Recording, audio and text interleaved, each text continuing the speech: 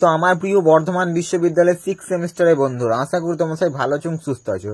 তো তোমরা যারা 6 সেমিস্টারে 5 কোর্স নিয়ে পড়াশোনা করছো বর্ধমান ইউনিভার্সিটির আন্ডারে এবং তোমাদের যাদের মেন সাবজেক্ট ইতিহাস রয়েছে, তো তোমাদের জন্য এই ভিডিওটা অত্যন্ত গুরুত্বপূর্ণ হতে চলেছে।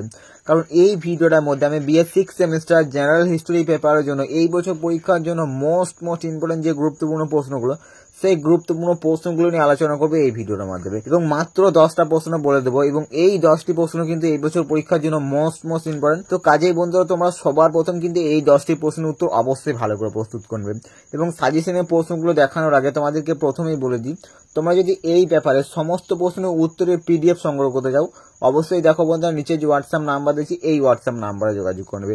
খুবই কম মূল্যে তোমাদেরকে এই পেপারে সমস্ত প্রশ্নের উত্তর দিয়ে দেবো। সে তুমি প্রশ্ন 10 বলো, প্রশ্ন 5 বলো এবং তোমাদের যে শর্ট প্রশ্ন করতে সমস্ত প্রশ্নের উত্তর পেয়ে যাবে। তো অবশ্যই দেখো বন্ধুরা নিচে যে হোয়াটসঅ্যাপ নাম্বার দিয়েছি এই হোয়াটসঅ্যাপ নাম্বারে যোগাযোগ করবে।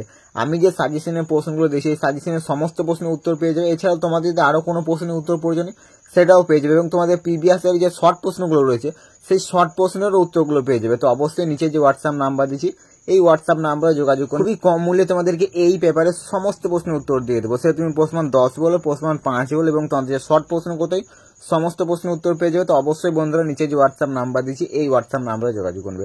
তো চলো এবারে মোস্ট ইম্পর্টেন্ট গুরুত্বপূর্ণ প্রশ্নগুলো দেখে নেওয়া যাক। তো চলো দেখে নেওয়া যাক। তো দেখো বন্ধুরা, তোমাদের BS 6 semester general history suggestion 2025 তোমাদের বর্ধমান ইউনিভার্সিটি এবং তোমাদের পেপার কোড হচ্ছে ডিএসসি 1B বা ডিএসসি 2B, তোমাদের যাই পেপার কোড থেকে উভয়ের জন্য সাজেশনটা এবং পোস্টমান 5 এবং পোস্টমান 10 উভয়ের জন্য এই প্রশ্নগুলো দিয়েছি। তো চলো এবার গুরুত্বপূর্ণ প্রশ্নগুলো দেখে নেওয়া যাক। চলো দেখে নেওয়া যাক। তো দেখো বন্ধুরা, প্রথমের গুরুত্বপূর্ণ প্রশ্ন হচ্ছে ভিয়েনা সম্মেলনের মূল নীতিগুলি আলোচনা করো। ভিয়েনা সম্মেলনের মূল নীতিগুলো যেগুলো রয়েছে সেগুলো তোমাদেরকে আলোচনা করতে হবে। এই প্রশ্নটা কিন্তু এই বছর পরীক্ষার জন্য প্রশ্নমান 10 জন্য কিন্তু মোস্ট ইম্পর্টেন্ট একটা প্রশ্ন। তো চলো এবারে পরবর্তী গুরুত্বপূর্ণ প্রশ্ন দেখে নেওয়া যাক এবং পরবর্তী গুরুত্বপূর্ণ প্রশ্ন হচ্ছে প্রথম বিশ্বযুদ্ধের প্রেক্ষাপট বিশ্লেষণ করো এবং প্রথম বিশ্বযুদ্ধের জন্য জার্মানির দায়িত্ব কতখানি ছিল। এই দুটো পার্ট তোমরা অবশ্যই ভালো করে দেখে নেবে। প্রথম বিশ্বযুদ্ধের প্রেক্ষাপট এবং প্রথম বিশ্বযুদ্ধের জন্য জার্মানির দায়িত্ব কতখানি ছিল, এই দুটো পার্ট যেটা রয়েছে প্রথম বিশ্বযুদ্ধ, এই দুটো পার্ট কিন্তু এই বছর পরীক্ষার জন্য মোস্ট ইম্পর্টেন্ট। তো কাজেই বন্ধুরা, প্রথম বিশ্বযুদ্ধ এই বছর পরীক্ষার জন্য কিন্তু খুবই গুরুত্বপূর্ণ একটা প্রশ্ন। তো অবশ্যই এই দুটো পার্ট তোমরা ভালো করে দেখে নেবে। চলো পরবর্তী গুরুত্বপূর্ণ প্রশ্ন দেখে নেওয়া যাক এবং পরবর্তী দেখো ফরাসি বিপ্লব দিয়ে দিয়েছি তোমাদের কয়েকটা পার্ট। তো তোমরা এই ফরাসি বিপ্লব থেকে তোমাদের মোট 4টে পার্ট হিসেবে প্রশ্ন দিয়েছি। তো তোমরা এই 4টি পার্ট অবশ্যই ভালো করে দেখে নেবে। এখান থেকে তোমাদের একটা প্রশ্ন 100% কমন পাবেই পাবে এবং তোমাদের কপাল ভালো থাকলে এখান থেকে 2 থেকে 3টে প্রশ্ন কমন পেয়ে যেতে পারো। তো ফরাসি বিপ্লব দিয়ে কিন্তু একটা প্রশ্ন পরীক্ষাতে আসবেই। সে তুমি প্রশ্ন 10 বলো, প্রশ্ন 5 বলো, একটা প্রশ্ন কিন্তু তোমাদের পরীক্ষাতে ফেলবেই। তো অবশ্যই ভালো করে দেখে নাও। ফরাসি বিপ্লবের পেছনে দার্শনিকদের প্রভাব আলোচনা করো, ফরাসি সাংবিধানিক সভার কার্যাবলী পর্যালোচনা করো এবং দেখো ফরাসি বিপ্লব কালে সন্ত্রাসের শাসনের প্রকৃতি বিশ্লেষণ করো এবং দেখো ফরাসি বিপ্লবের রাজনৈতিক এবং অর্থনৈতিক কারণগুলো। এই পার্টগুলো তোমরা অবশ্যই ফরাসি বিপ্লব থেকে ভালো করে দেখে নেবে। এই প্রত্যেকটি পার্ট তোমরা অবশ্যই ফরাসি বিপ্লব থেকে ভালো করে দেখে নেবে। এইখান থেকে একটা প্রশ্ন তো তোমাদের পরীক্ষাতে আসছেই। তোমাদের কপাল ভালো থাকলে এইখান থেকে 2 থেকে 3টে প্রশ্ন কমন পেয়ে যেতে পারো। তো অবশ্যই এই পার্টগুলো ভালো করে দেখে নেবে। তো চলো এবার পরবর্তী গুরুত্বপূর্ণ প্রশ্ন দেখে নেওয়া যাক এবং এই প্রশ্নটাই মোস্ট ইম্পর্টেন্ট একটা প্রশ্ন। ইতালিতে ফ্যাসিবাদের উত্থান তুমি কিভাবে ব্যাখ্যা করবে এবং জার্মানিতে ন্যাসি বিপ্লবের সফলতার কারণ বা গুরুত্ব আলোচনা করো। এই দুটো পার্ট তোমরা অবশ্যই ভালো করে দেখে নেবে। এই দুটোর মধ্যে কিন্তু একটা প্রশ্ন পরীক্ষাতে আসার প্রবল সম্ভাবনা আছে এই বছর।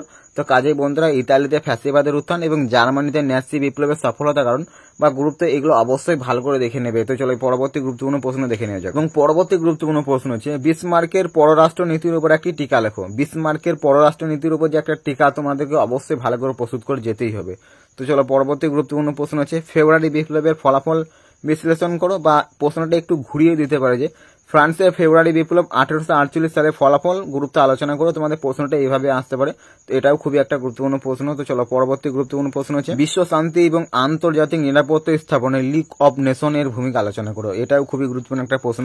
বিশ্ব শান্তি এবং আন্তর্জাতিক নিরাপত্তা স্থাপনে লিগ অব নেশন এর ভূমিকা আলোচনা করো এবং তোমরা যদি এই পেপারের সমস্ত প্রশ্নের উত্তরের পিডিএফ গুলো সংগ্রহ করতে চাও, যে হোয়াটসঅ্যাপ নাম্বার দিচ্ছি ওই হোয়াটসঅ্যাপ নাম্বারে যোগাযোগ করে নেবে। আমি যে সাজেশনের প্রশ্নগুলো দিচ্ছি সমস্ত প্রশ্নের উত্তর পেয়ে যাবে। এছাড়াও তোমাদের যদি আরো কোনো প্রশ্নের উত্তর প্রয়োজন সেটাও পেয়ে যাবে। তো অবশ্যই যে হোয়াটসঅ্যাপ নাম্বার দিচ্ছি ওই হোয়াটসঅ্যাপ নাম্বারে যোগাযোগ করে নেবে। চলো পরবর্তী গুরুত্বপূর্ণ প্রশ্ন দেখে নেওয়া যাক। কাউন্সিলটের শাসন ব্যবস্থা প্রবর্তনে নেপোলিয়নের অন্যতম মহান সংস্কার কি ছিল তা আলোচনা করো। তো এটাও খুবই গুরুত্বপূর্ণ একটা প্রশ্ন। এবং 9 নাম্বার গুরুত্বপূর্ণ প্রশ্ন হচ্ছে ইতালি মুক্তি আন্দোলনে কাউন্ট কাফুরের অবদান আলোচনা করো।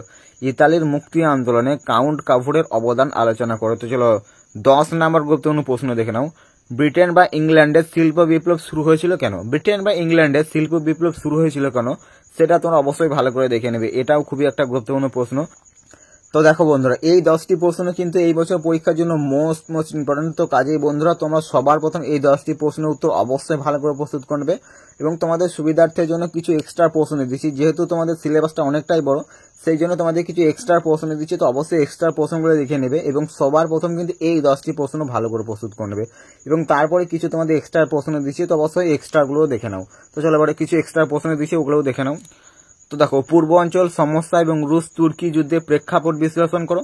পূর্ব অঞ্চল সমস্যা এবং রুশ তুর্কি যুদ্ধের যে প্রেক্ষাপট সেটা তোমাদেরকে বিশ্লেষণ করতে হবে। এবং দেখো, তুমি কি মনে করো নেপোলিয়ন প্রকৃত অর্থে বিপ্লবের সন্তান ছিল? তুমি কি মনে করো নেপোলিয়ন প্রকৃত অর্থে বিপ্লবের সন্তান ছিল? পরবর্তী গুরুত্বপূর্ণ প্রশ্ন হচ্ছে মহামন্দার প্রভাবের উপর একটি টেকা দেখো। মহামন্দার যে প্রভাব সেটা তোমাদেরকে অবশ্যই ভালো করে প্রস্তুত করে নিতে হবে।